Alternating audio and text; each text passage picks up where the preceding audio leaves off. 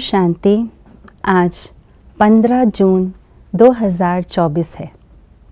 बेहद की वैराग्य वृत्ति क्या है और उस बेहद की वैराग्य वृत्ति में रहने के लिए हमें कौन सा पुरुषार्थ करनी चाहिए और वास्तविक रूप में प्रैक्टिकल में बेहद की वैराग्य वृत्ति का स्वरूप क्या है, उन आत्माओं की पर्सनैलिटी क्या है जिनके अंदर ऐसी वैराग्य वृत्ति है।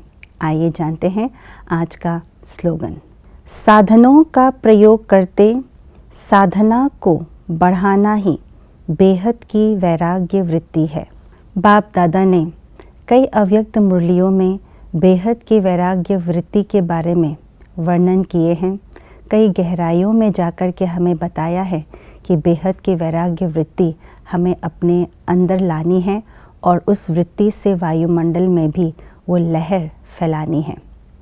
लेकिन प्रैक्टिकल रूप में बेहद की वैराग्य वृत्ति कैसे दिखती है, स्वरूप क्या है, पर्सनालिटी क्या है, उनकी बिहेवियर क्या होती है, वो हमने ब्रह्मा बाबा को प्रत्यक्ष रूप में देखा भी है और सुना भी है। दादियों ने कहानियों के रूप में हमें सुना करके हमारे समक्ष ब्रह्मा बाबा का जो बेहद की वैराग्य वृत्ति का स्वरूप है उसको दिखाया है। बाबा ने एक अव्यक्त मुरली में स्पष्ट रूप से ब्रह्मा बाबा का एग्जाम्पल बताते हुए कहा है कि लास्ट के समय तक भी ब्रह्मा बाबा ने अपनी बेहद की वैराग्य वृत्ति में रह कर के साधनों के बीच में रह कर के साधना को बढ़ाया है। ब्रह्मा बाबा ने बच्चों के लिए खूब सारे साधन जो है सब लाए। बच्चों के लिए मकान बनाए, बच्चों के लिए खाने पीने की, रहने की व्यवस्था, आने जाने की व्यवस्था धीरे धीरे बढ़ाए। लेकिन ब्रह्मा बाबा ने स्वयं उन साधनों का उपयोग नहीं किया। उपयोग किया तो केवल सेवा के लिए उपयोग किया और स्वयं बहुत साधारण धोती और कुर्ता में रहे और साथ साथ बहुत ही पुराने झोपड़ी में अपने आप को वहीं पर ही रखा। ये है साधनों के बीच रहते हुए साधना को बढ़ाना।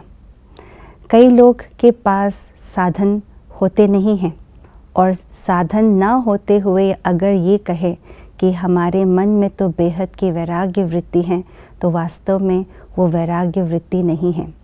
वैराग्य वृत्ति तब है जब साधनों के बीचों बीच रहकर साधनों का उपयोग करते हुए भी उन साधनों में फंसे नहीं, उन साधनों के आकर्षणों में हम अपने आप को आकर्षित न करें, बल्कि वो साधन हमारी साधना को बढ़ाए।